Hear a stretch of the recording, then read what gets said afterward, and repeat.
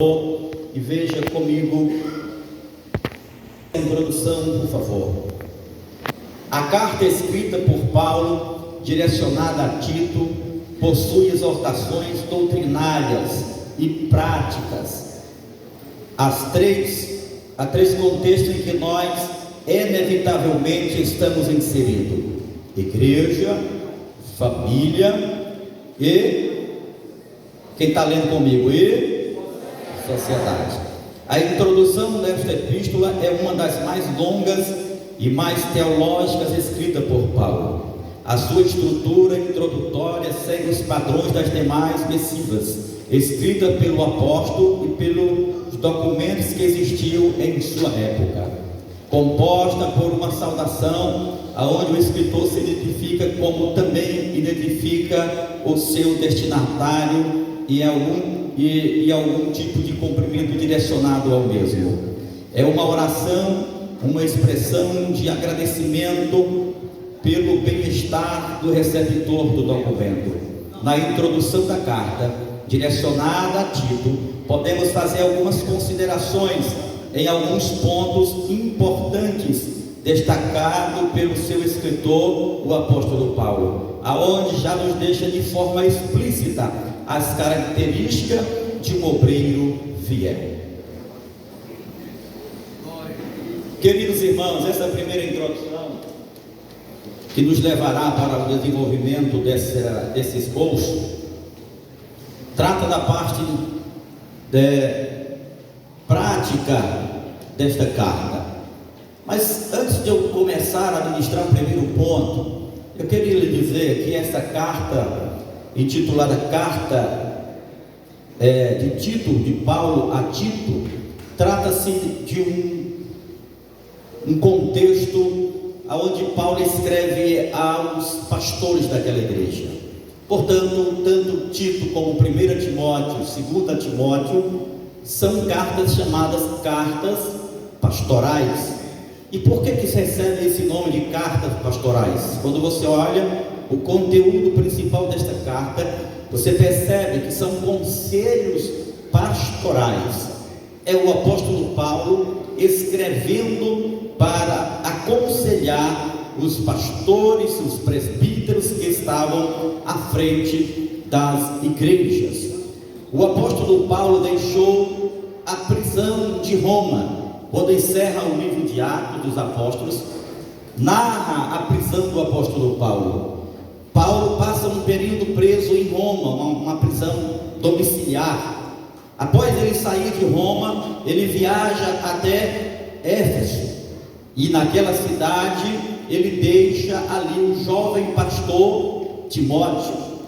Depois dele deixar Timóteo ali, ele faz outra viagem ali para Macedônia, de onde ele escreve a carta endereçada a Timóteo.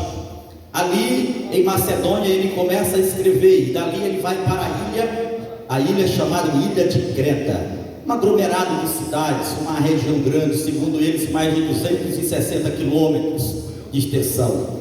Ali ele deixa Tito ali na Ilha de Creta, para cuidar e organizar aquela igreja que ali estava instalada na Ilha de Creta. Mas os senhores estudantes da Bíblia percebem que nós não encontramos assim de forma clara a formação da igreja de Creta. Diferente das demais, você vai olhar o fundador, aquele que trouxe a mensagem primordial, a primeira mensagem. A Ilha de Creta, ela tinha uma igreja, mas nós não vemos à luz da Bíblia quem foi que estabeleceu, que gerou, que criou aquela igreja ali. Segundo os historiadores, acredita-se que esta igreja fora criada por pessoas que no dia de Pentecostes, não é chato, mas indústria está atrapalhando bem. Criada por pessoas que estavam no dia do Pentecostes, no dia que o Espírito Santo derramou um poder glorioso sobre os membros ali em Jerusalém. E o texto vai dizer que ali havia pessoas de muitas regiões, exclusivamente preparada por Deus para ouvir a mensagem. Pedro prega a palavra e cerca de quase 3.000 pessoas aceitam Cristo. Como eram pessoas de muitos lugares, eles voltaram para as suas receptivas regiões, e ao chegar lá, eles deram continuidade à pregação do Evangelho. E acredita-se que esses aqui de Creta foram também levados dali de Jerusalém para pregar o Evangelho. A primeira coisa que eu quero pontuar: a importância de um avivamento no meio da igreja. Uma igreja avivada, ela consegue mobilizar toda a região e muito mais além, levando a palavra de Deus, o Evangelho do Senhor Jesus Cristo. Aquele avivamento levou o Evangelho a se estender por muitas regiões, mas depois que Tito ficou naquela região ali de Creta, Paulo viaja mais uma vez, e agora Paulo vai para outra área, de onde ele escreve esta carta para o seu companheiro Tito, que é o material que estamos hoje estudando. Sobre o destinatário da carta, uma rápida meditação. Quem era Tito? A gente lê a carta de Tito, mas observamos que as informações sobre ele são muito poucas. Quase a gente não tem informações sobre como temos sobre Timóteo. Quando a gente muito prega sobre Timóteo, falamos de vó, falamos de mãe, aplicamos o contexto para jovem, aplicamos o contexto para obreiros, e se fala muito sobre Timóteo. Porém, sobre Tito são resumidas as partes que se fala sobre ele, apesar de que aparece por volta de quase 17 vezes o nome dele na Bíblia Sagrada, mas sempre resumindo o histórico perfil deste homem de Deus. Isso não lhe faz ser menor, e nem tampouco alguém anônimo, alguém que não tenha um certo conceito na vida do apóstolo Paulo. Por ao contrário, a gente ao estudar, percebemos que Paulo tinha uma amizade muito forte com Tito. Tito não era um judeu, era grego, considerado um gentil, mas através do ministério de Paulo, ele conheceu a Cristo e logo se tornou um companheiro do apóstolo Paulo. Se você olhar bem claramente, você percebe que no primeiro concílio da igreja em Jerusalém, Paulo leva Tito ao seu lado. E sabe por quê? Porque a discussão daquela reunião seria justamente as questões normativas, aonde os judeus queriam que os cristãos seguissem as mesmas coisas que praticavam eles na lei mosaica. E Paulo pega Tito e leva com ele para aquele concílio, e ele apresenta Tito para aquele plenário, dizendo: estão vendo este homem? Este homem é grego, este homem é gentil, porém ele conheceu a Cristo e a fé dele é tão forte. Paulo faz dele uma referência para provar de que o Evangelho não era apenas para alcançar os judeus, mas sim para alcançar o mundo todo, como sempre foi o projeto de Deus. Ali a gente percebe essa afinidade entre Paulo e Tito. Segundo a tradição, diz que quem enviou a carta, quem levou a carta à igreja de Corinto, ou seja, a segunda carta, foi exatamente Tito. Ele leva a carta escrita por Paulo àquela igreja, e ele faz muito mais do que levar a carta. Ele consegue exortar a igreja com a palavra, e ele faz uma espécie de reconciliação da igreja de Corinto com Paulo, porque aquela igreja havia por um momento digamos, desprezado os ensinamentos de Paulo. Eles estavam assim meio que torcidos com Paulo, e Paulo confia a Tito a responsabilidade de ir até Corinto, levar a carta, e ele faz exortações preciosas. E você percebe que ao concluir esta carta, ele já sai ali com aquela igreja unificada, unida e em paz com o apóstolo Paulo. Então percebe-se que Tito era um homem de grande influência no ministério de Paulo. Eu posso dizer que ele era aquele tratorzão de esteira, aquele que a gente pode contar para aqueles momentos mais difíceis do ministério. Todo pastor tem pessoas assim, que não dá para ele ir, mas ele sabe com quem ele pode contar. Ele sabe que no meio daquele tanto de obreiro tem um que vai atender a demanda para aquela situação. Tito era este homem de confiança. Não era um jovem como o nosso querido Timóteo, já era um homem maduro e um homem de uma confiança muito considerada. Então vamos para o primeiro ponto do nosso esboço, por favor. Dito isto, nós vamos ver o primeiro ponto, aí é o primeiro versículo. Olha o primeiro versículo da carta que estamos estudando. Diz assim: eu, Paulo, servo de Deus e apóstolo de Jesus Cristo. Eu me prendi aqui na primeira parte sobre servo de Deus, porque se vivemos um tempo onde os títulos saltam aos olhos da pessoa, esse tempo é hoje. As pessoas brigam por títulos, as pessoas se fazem ter títulos. Quando não se consagra ele a um título, ele mesmo se consagra, ele mesmo busca. E agora o título apenas de pastor já é muito pequeno. Agora é o que? Apóstolo, bispo, o que mais? Esse aí é o mais bonito. Tem muitos títulos que as pessoas agregam para si.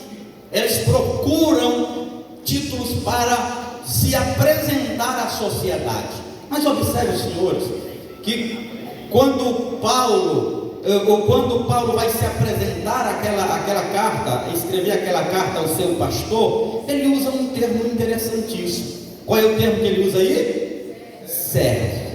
Servo. Aí eu coloquei aí: um líder, quando realmente é chamado por Deus, sabe exatamente o seu lugar e a sua maior função, que é ser servo, servir. Ao olharmos os textos do período do Velho Testamento, veremos exemplos de homens que possuíam. Vamos entender que isso nos honra e não nos diminui, mas por ao contrário, nos dá honra de servirmos a Deus. Quem é servo aqui nesta manhã? Quem é servo? Vivemos em um tempo em que as pessoas não querem mais ser servo, elas querem servir. É por isso que no primeiro atrito que há dentro de uma comunidade, geralmente os atritos estão correlacionados à liderança. Pessoas que não querem se sujeitar, que não querem servir, mas que acham que elas que precisam ser servidas. Ninguém entra no ministério para ser servido. Quem pensa um dia de chegar ao ministério para ter pessoas com bandeja para ele, está no lugar errado. O ministério é lugar para servir. Ninguém entra no diaconato para estar no culto, para tirar selfie e colocar no status. Alguém que entra para o diaconato é para servir, é para cuidar de criança, é para colocar água, é para servir a mesa. Quem está entendendo esta palavra? Nós somos chamados para sermos servos. Obreiro fiel, o título da nossa temática: garantia da ordem e continuidade da obra de Deus. Tem muitos que não querem mais ser servos.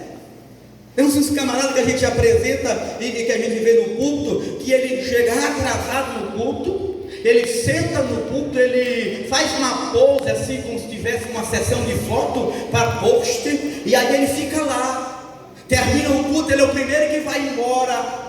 Ele vai para uma cruzada, ele não sabe carregar uma cadeira, ele não sabe ajudar a carregar um som, porque não, eu sou diácono. O pastor Levão diz que tem diácono, tem diacho. Temos diabo. Tem uns que é assim, irmão. Não, eu quero ser obreiro, mas obreiro para mim ficar lá no culto, sentadinho de frente para aparecer em todo foco. Não é esse o papel. Então o verdadeiro obreiro, o verdadeiro homem de Deus, ele sabe o seu papel e sua função. Ele sabe que ele foi chamado para servir. Eu usei aqui o exemplo de Josué, capítulo 1, versículo 1. Veja aí na sua Bíblia, por favor. Josué, capítulo 1. Eu gosto muito dessa passagem, me chama a atenção demais. Olha o que diz aqui, ó.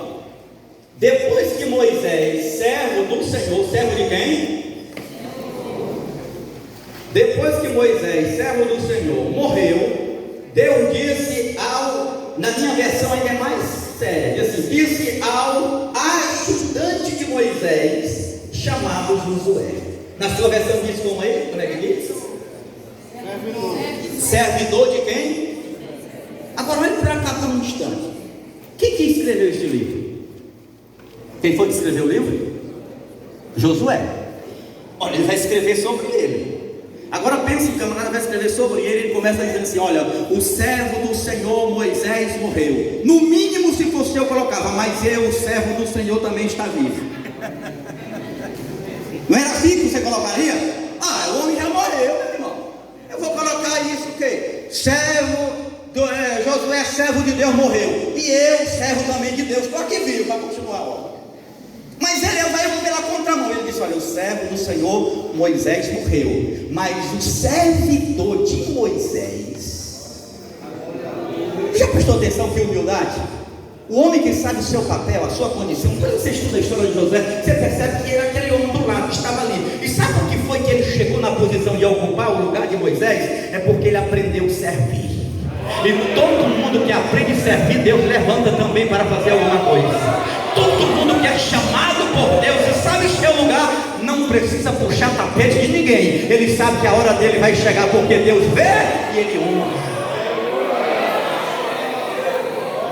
Servo do Senhor morreu, mas aqui está o servo de Moisés, está aqui. Sabe o que eu aprendo aqui? É que Josué sabia honrar a sua liderança, pastor, mesmo na ausência dele. O homem já tinha morrido, mas ele ainda estava no papel de servo. A memória, aprendeu, foi discipulado. É assim, pastor, estou dizendo. Porque tem gente que às vezes até serve o seu líder na frente, mas quando ele vira as costas. Eu conheci um que o pastor saiu para fazer uma cirurgia, pediu 1 ano para fazer cirurgia. A igreja disse: pode ir, meu pastor, fique à vontade. Ele foi fazer a cirurgia. Quando ele voltou, o qual pastor estava para a igreja todinha pronta para jogar ele fora. Teve outro que pediu licença aí para fazer umas concorrências aí políticas. Quando ele voltou, prestou mais para ele, a porta estava quase fechada. E jogou, pastor Pedro, nada dessas coisas. Aí, você está entendendo a situação? Tem gente que só serve para servir na frente, mas por trás, pastor sai, deixa um dirigente na frente da congregação, pensando que ele está fazendo o papel de servo. Quando ele volta, está todo mundo contra o pastor. O que foi? É porque aquele indivíduo puxa tapete. O senhor quer falar, pastor? Me ajude, rapaz, deve uma meia hora aqui. Então tem gente, irmão, que infelizmente ele não sabe o papel de servo. Agora, o verdadeiro servo não precisa de nada disso. Ele não precisa puxar tapete, ele não precisa falar mal do pastor. Ele está lá para servir. Aleluia, ele serve com amor. Ele não serve ao homem, ele serve a um Deus. Ele está subordinado ao homem na terra que é servo de Deus. Ele sabe o papel. E quando Deus vê alguém que é servo, Deus levanta para fazer a obra dele na terra. Quantos concordam com esta palavra nesta manhã? Glorifica o nome do Senhor Jesus. Servo, este é o papel mais importante que há. Como diz aqui na sua postilha, está dizendo, como diz um certo escritor, quando Deus te chamar para servi-lo, não é para preencher uma necessidade, Ele está te oferecendo um privilégio. Tem maior privilégio do que ser servo do Senhor Jesus? Oh, glória a Deus, é ser servo do Senhor Jesus. Que bom é estarmos aqui nesta manhã, porque somos servos daquele que nos chamou para fazermos a obra do Senhor na terra. O principal objetivo do ministério aí na postilha de Paulo era mostrar a verdade para o povo. É o nosso segundo item aí, que diz assim: Paulo era um embaixador da verdade. Vamos lá para a Bíblia? Tito capítulo 1, versículo 1. É aí onde vamos ministrar agora. O principal objetivo do ministério do apóstolo Paulo era mostrar a verdade para o povo e refutar os falsos mestres ou as falsas doutrinas. Os líderes chamados por Deus precisam mais do que nunca anunciar o verdadeiro evangelho de Deus e combater todas as heresias e secretismos religiosos que estão adentrando nas igrejas. Então observem que aqui o ministério de Paulo, e ele ensina isso ao seu discípulo Tito, que a principal função dele ali era combater os falsos mestres, era pregar a verdade e refutar a mentira. Eu quero abrir um parênteses aqui e dizer que não basta apenas pregar a verdade, é preciso refutar a mentira. Porque às vezes nós nos acomodamos em pregar a verdade, mas uma verdade dentro de quatro paredes, uma verdade que abrange apenas o nosso público, enquanto os outros abrangem o mundo com as mentiras. Então é preciso que se levante em nosso meio, e já tem claro, e que levante ainda mais homens, mulheres, que não somente pregue a verdade, mas que se levante como opositor da mentira. Porque se tem um tempo, meus irmãos, que se prega a mentira, todo tempo foi, mas esse está como nunca. E por quê? Porque a mentira hoje não vem mais de cavalo, ela vem de internet. Ela não vem mais de geração que diz para fulano, que diz para ciclano. Ela agora se contagia em segundos. Se você abre as páginas das redes sociais e no que se restringe ao público cristão, você vê tantas aberrações e mentira, você fica, e tem vezes a gente fica calado. Mas errar não é só cometer um erro, errar é se calar diante da verdade, da mentira também, é aceitar, é fazer de conta que essa mentira ela não nos atinge, e Deus também nos cobra sobre isso. Nós precisamos pregar a verdade como nunca. Agora recentemente eu vi um que dizia: eu vou subir ao monte e vou orar pelo mel do amor, e quando eu descer do monte, uma gota do mel custa R$50, e se você colocar na água do seu marido, ele volta em 3 dias o amor novamente. O que é isso aí? Isso é feitiçaria. Agora virou moda subir ao monte e orar por outro. O outro ora e diz que quando entra na mata, um Espírito de Deus toma conta dele e ele revela tudo, até o CPF. Agora, para que eu quero saber que o povo sabe o meu CPF? Quem precisa saber é eu. Eu nada a ver alguém dizer meu CPF. Então essas mentiras, essas aberrações, essas formas de alguém trazer coisas, tem trazido prejuízos enormes para a igreja. Quando nós vemos aqui Paulo dizendo a Tito, no capítulo versículo 6, vê o que diz o versículo 6 aí, por favor, vamos lá, a igreja me ajuda, vamos lá, 6.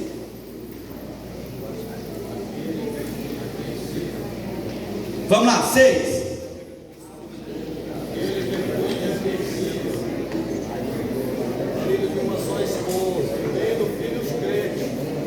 Não, aí é outra. Esse aqui já é o segundo ponto. É essa que fala que ele destruiu aqui as famílias. Vamos lá, me ajude aí. É o 10, né? O 10, vamos lá, o 10. É isso mesmo. Olha aqui, diz assim, ó. Mas agora, vamos lá, lê aí, por favor.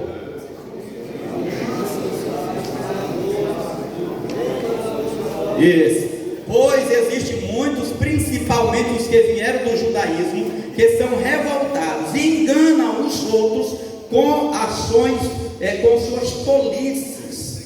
E ele vai dizer que eles fazem tudo isso com o intuito de quê? Quem sabe? De ganhar dinheiro. Ô irmão, a igreja precisa se levantar como uma atalaia na terra para anunciar o verdadeiro evangelho. Porque infelizmente hoje se pregam em igrejas parte do evangelho. Eles se apropriam daquilo que é favorável a ele, para fazer meio de vida. E diz: não, mas aqui tem uma palavra, aqui prega a palavra, mas prega parte. Aquilo que contraria o gosto ou o costume do seu público, isso não é pregado mais. Certo irmão saiu para evangelizar e chegou na casa de uma senhora, bateu palma, e quando ela abriu a porta, ele disse: a senhora poderia me atender, a minha equipe, era 2 pessoas com ele, para nós pregarmos o evangelho? Ela disse: não senhor, hoje não, eu não tenho dinheiro. Ele disse: não senhor, eu não estou perguntando por dinheiro, eu quero pregar só a palavra. Ela disse: não senhor, me desculpe, mas eu não tenho dinheiro hoje. E por 3 vezes ele insistiu, e 3 vezes ela disse: eu não tenho mais dinheiro. Até que ele convenceu ela a entrar na casa dela. E ela disse: pois entra, você sabe que eu não tenho dinheiro, mas entra. Quando ele entrou lá, ele começou a falar das escrituras. Ela disse: é muito bonito que você está me prometendo isso aí tudo, mas eu não tenho dinheiro. Aí ele disse: mas senhora, o que é isso que não tem dinheiro? Eu não estou entendendo, a senhora toda hora fala que não tem dinheiro. Ela disse: não, porque todo o dinheiro que eu tinha na minha poupança eu já tirei. Aí ela disse: vem cá, moço. Levou ele lá e disse: você está vendo essa água aqui? Eu comprei por R$500. Você está vendo essa flor ungida? Eu paguei 300. Você está vendo essa areia? Essa areia é de Israel. E me venderam dizendo que eu ia prosperar. Eu comprei. Você está vendo essa chavezinha aqui? Eu comprei. Você está vendo isso aqui? Eu comprei. Essa bacia aqui também. Tudo que tem aqui eu comprei e eu não prosperei. Então eu estou dizendo: eu não tenho mais dinheiro. É isso que nós estamos enfrentando hoje. É esse tipo de evangelho que se prega, um evangelho que se negocia bens materiais para adquirir bens espirituais. Estamos voltando à idade antiga, onde se vendia as indulgências em prol de perdão de pecado. Mas eu quero dizer que Jesus ainda tem uma igreja na terra que prega a verdade. Aleluia, que tem a verdade para sair pela rua dizendo: é pela graça. Ainda tem Martim Lutero na terra para dizer: é pela graça, e pela graça sois salvo. E esta mensagem está aí na tua boca, no teu coração. Saia pela sua e anuncie a verdade de Deus. Aleluia. Louvado seja o nome do Senhor para sempre. Nós precisamos pregar a verdade por inteiro e não pregarmos por metade. A melhor forma de vencermos a mentira, o melhor antídoto ainda é a verdade. A verdade que liberta, a verdade é que transforma. João 8,32 diz: e conhecereis a verdade, e a verdade vos libertará. Paulo escreve a Timóteo dizendo: é desejo de Deus que todos os homens tenham conhecimento da palavra de Deus e seja salvo. É pela palavra que a humanidade se renderá a Cristo, e a igreja é conclamada na última hora a se levantar, não somente de pregar a verdade, mas também de combater a mentira com a verdade. Queridos irmãos, é muito comum vermos hoje pessoas que já não querem pregar toda a verdade. E eu quero dizer para os senhores aqui, debaixo do sangue de Cristo, que um momento um ou outro, todos nós teremos que fazer uma escolha. E que escolha é essa, pastor? Ou pregarmos toda a verdade, ou omitirmos parte da verdade. Agora, recentemente, um pastor norte-americano prega uma palavra em Brasília.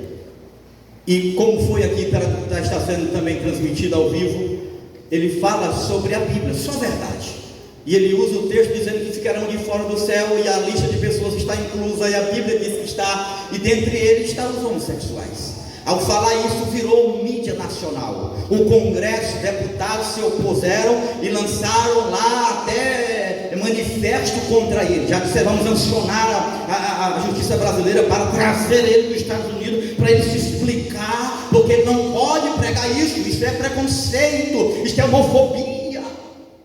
E muitos pastores terão hora ou outra de estar aqui em uma panela como essa e começar a se sair como que de saia justa, para não tocar nisso, para não tocar naquilo, porque não pode falar daquilo outro, porque se falar alguém vai me punir. Está chegando o momento em que os verdadeiros adoradores têm que adorar o Pai em espírito e em verdade.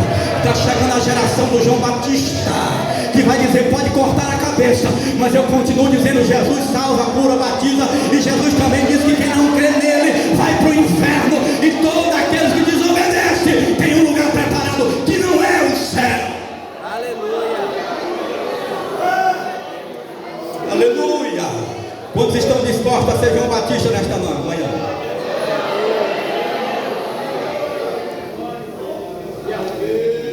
Paulo era o embaixador da verdade. Uma da principal razão que levou Paulo ali a ficar, a deixar Tito em Creta, era este. Você vê o versículo de número 6, olha aí da sua Bíblia, por favor. O versículo 6 diz assim: o presbítero deve ser um homem que ninguém possa culpar de nada, deve ter somente uma esposa, e seus filhos devem ser cristãos e não ter fama de maus ou desobedientes. Paulo está tratando acerca disto, dizendo claramente que estes homens que fossem escolhidos deveriam ter qualidades para exercer o ministério, que eles tivessem uma vida santa, para que quando eles pregassem, os outros de lá não apontassem o dedo para ele também. Então é isso importante observarmos este detalhe. Vamos lá para a nossa portilha, por favor. Fé e conhecimento, 2 elos inseparáveis. A fé cristã não pode ser uma fé cega e nem puramente mística, mas uma fé fundamentada na verdade de Deus. O conhecimento não é oposto da fé, e nem a fé é oposta ao conhecimento. Precisamos apenas de uma razão, que dobre os joelhos diante das verdades do Evangelho. Também é importante, queridos irmãos, estarmos atentos a isto. Vamos para o tempo está correndo, vamos para a outra parte, terceira, promover uma vida piedosa. Vamos lá? De 1 a 3 todo mundo vai ler comigo, para você não dormir. Vamos lá, 1, 2, 3, vamos lá? A fé.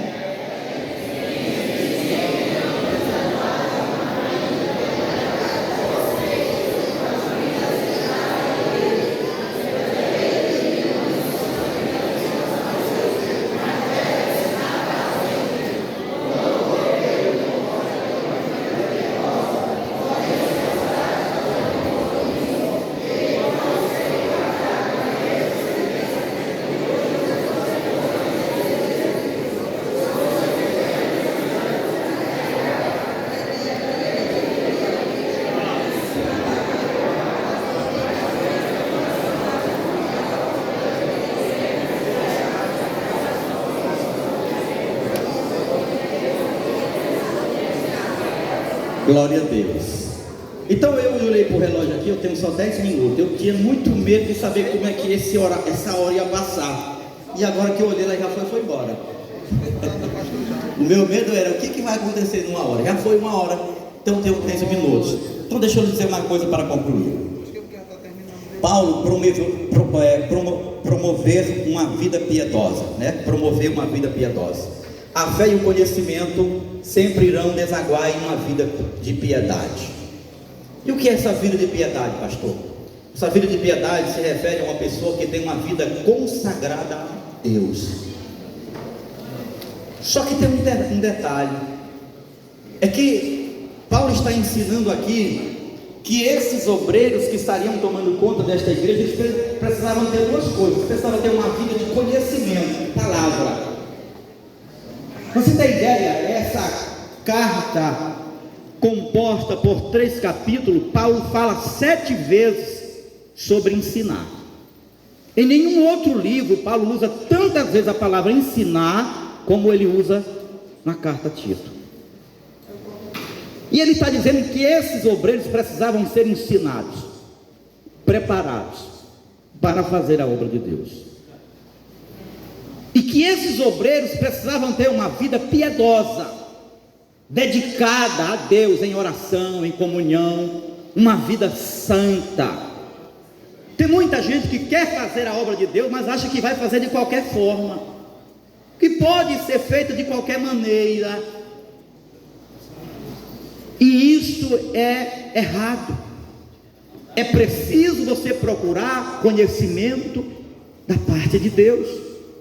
É preciso você orar, consagrar, sim, mas você não pode ter uma vida que não seja uma vida balizada nisto, em uma consagração a Deus. Aí eu disse, a fé e o conhecimento sempre irão desaguar em uma vida de piedade. A outra coisa que eu observo nesse texto aqui, que eu frisei aqui, é que tem gente que demonstra uma santidade que não tem. Ele está dizendo, esses homens tem que ter uma vida de piedade, ou seja, a gente precisa fazer para que depois os outros nos sigam, porque liderar é influenciar as pessoas, e não existe melhor forma, pastor Medeiros, com toda a sua sabedoria e conhecimento, não tem forma melhor de ensinar alguém do que fazendo para ele ver, sim ou não? Ensinar, infelizmente infelizmente tem obreiros, tem dirigentes, tem pastores que dizem assim: olha, hoje é grande evangelismo e todo mundo aqui, e vamos para a rua, e vamos. Quando chega aqui, o pastor Armaquete vai dormir e diz assim: vocês vão indo aí. Olha, irmão, é oração, porque Deus ele opera na oração, Deus trabalha na oração, e o poder de Deus na oração. Vamos orar. Todo culto de oração o pastor não está. Eu pergunto: as ovelhas vão seguir esse projeto de orar? Se é para contribuir, o pastor tem que ser o primeiro, no bolso, dizer: vamos lá. Se é para ir para a obra, ele tem que ir lá. Se ele não sabe fazer massa, mas ele está aprendendo, tentando perto dos outros, dizendo: vamos lá, não para não. E isso é uma vida que é exemplo. Tem muitos desses que se aplicam ao que diz Jesus em Mateus 23, diz: olha, são sepulcros encalhados, por fora uma beleza, mas por dentro podridão. Não vivem o que prega, não fazem como a palavra de Deus nos ensina. Aquele que foi irrepreensível, no termo irrepreensível provém do grego anécdotos, que significa alguém irresponsável,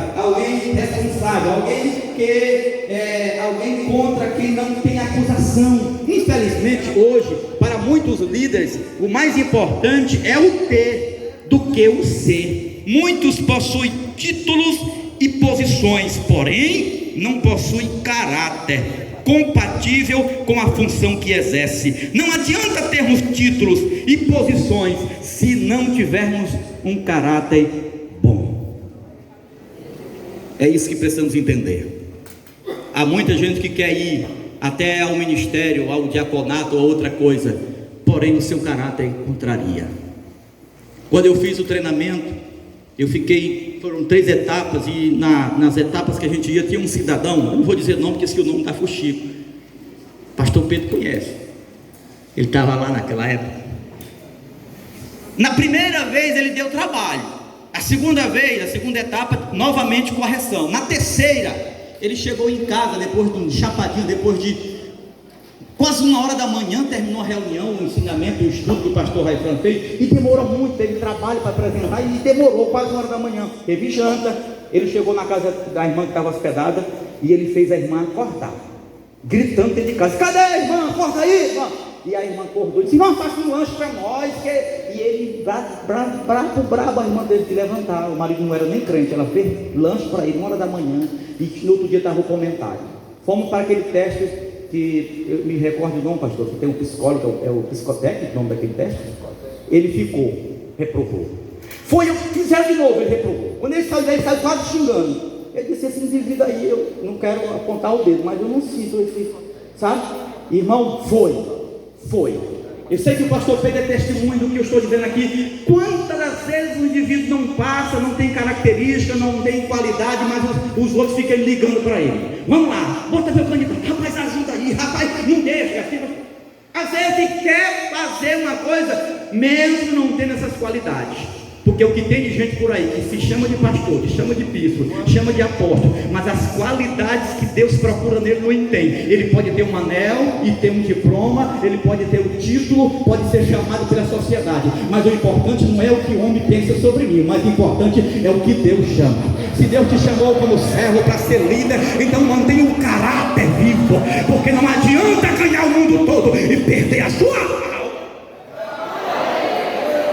Tem muito indivíduo que pula a janela, porque as características de Deus nele não está nele, mas ele entra, ele empurra a fila. Esse que eu estou falando, ele entrou no ministério, passou um tempo, eu vi lá, exclusão de fulano de tal, eu digo: olha aí, é assim. Por quê? Porque quer ir da forma dele, mas não é da forma dele, é da forma que Deus quer. Tem uma vida de caráter, irmão. Eu sempre digo que a maior pregação do homem é a sua vida. Eu estou pregando há 1h10, mas daqui a pouco eu entrego, acabou a minha participação, mas a minha vida está pregando aonde eu estiver. Eu posso estar dormindo em casa pela madrugada, mas enquanto do outro lado tem alguém dizendo: olha assim, olha fulano, eu admiro o pastor Jair, eu admiro a forma dele, eu admiro a pregação dele, a vida dele. Então enquanto você prega no púlpito, você prega 1 hora, mas você está pregando com o teu caráter, com a tua vida, durante o dia, durante a semana, durante o ano, durante a tua vida. Pregue com o teu caráter, seja crente de verdade, tenha uma vida piedosa e procure conhecer a verdade.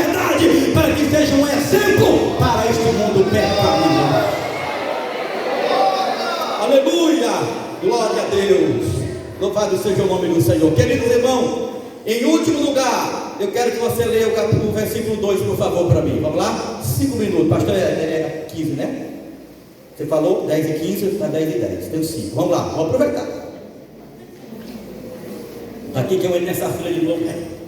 Vamos lá. 15, versículo 2, por favor. Todo mundo, versículo 2, Tito 1, 2. Vamos lá?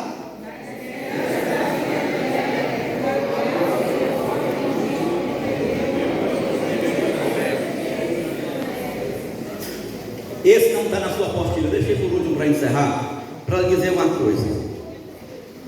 Paulo estava colocando Tito naquela igreja para combater os falsos profetas e as heresias que se levantavam.